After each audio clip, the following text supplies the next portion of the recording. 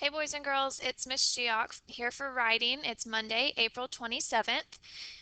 Our writing lessons this week are going to go hand in hand with what you're learning in social studies. So you're going to be starting your Colonial America unit in social studies where we're learning about the colonists who live in the three different regions, the New England region, the Middle region, and the Southern region. We're going to be learning about the jobs that they have in each region based on the resources. And so you're going to be taking on the perspective of a colonist. So you're going to write from someone else's point of view. So you're going to pretend to be a colonist back during this time. So if your learning target is, I can write from the perspective of a colonist. So when you write from the perspective of someone else, you're pretending to be that person. You're trying to write as if you are them. So I want to read this poem to you, and I want you to try to figure out, who is this person trying to write as if they are? So it's titled The Great Escape. I grew up happy on a farm and never came to any harm. I grew up to be a happy bird until one day I overheard the other turkeys talking about a way to leave, to break right out of the farm we've always called our home. I grabbed my cycle and my comb, and even though I'm out of shape, I managed to make a great escape. So I want you to notice up here the author Cheryl Carl, her name is up here. So this person wrote the poem, but what perspective are they writing it from? Who are they pretending to be? It says, I grew up happy on a farm. I grew up to be a happy bird. I grabbed my cycle and my comb. So you should have said they are writing from the perspective of the turkey. This author is trying to be the turkey.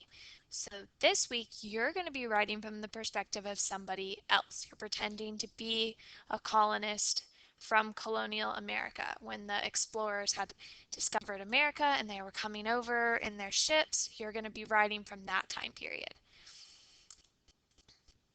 So I wanted to show you this. Up here in the red, this is the New England region.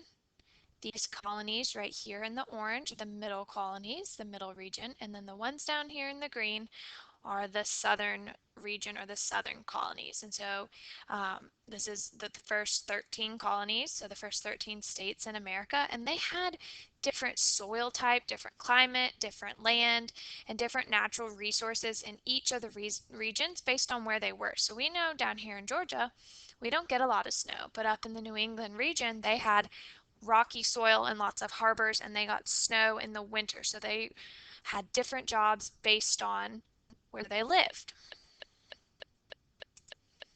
So one of the jobs I wanted to focus on today is from the New England region, and the person is a shipbuilder. So I want you to just look at this illustration of a ship and be thinking in your head, what would they need ships from? If they just traveled over from England, what would be some other reasons that they would need ships? And I'm going to read you this informational paragraph about shipbuilding.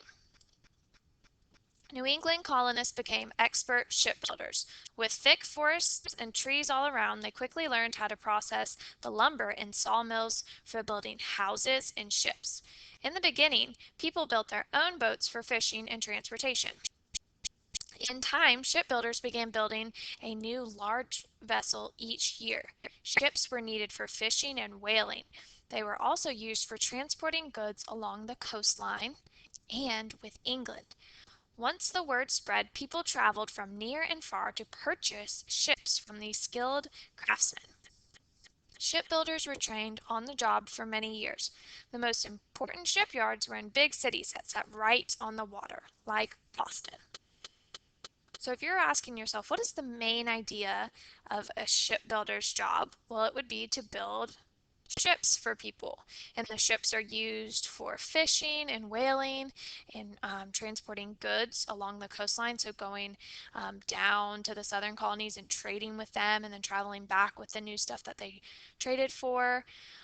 So they had lots of trees. Trees are natural resources. We know that are things grown in nature, and so they were able to cut down those trees and use them to help build these ships. So today's task is to write from a day in the life of a New England region shipbuilder. So I did an example paragraph that I'll read to you, and I don't want you to copy mine. We may have similar ideas because we're talking about the same job, but I want you to kind of put your own unique spin on it. So here's what I wrote.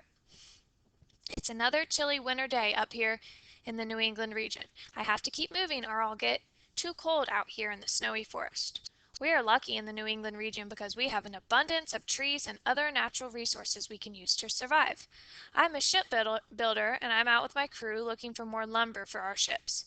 Once we cut the trees down, we haul them back to the lumber yard and transform the trees into wood for our ships. We build small boats and large ships. These boats are used for fishing and also traveling. People are coming to visit us and buy our ships because we're experts. Until next time, Sam the shipbuilder.